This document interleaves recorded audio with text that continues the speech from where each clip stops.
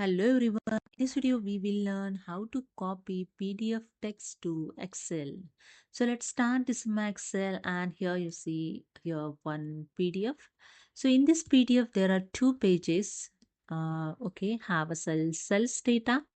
So these data I'm going to copy to PDF. So let's see. So open the one blank Excel file, then go to the data tab. In get and transform data group, just click on the get data option and then click on the from file, then click on the from PDF. Okay. After that, just select your PDF. So I just select here the PDF and click on the and here the one dialog box is open.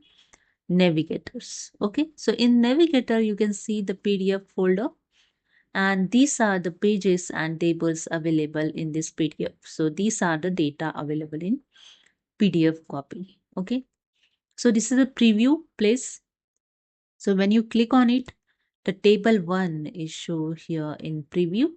Table 2 same as show page 1 and page 2. Okay. So select your text. So I select the table 1 and click on the load option, and that's it.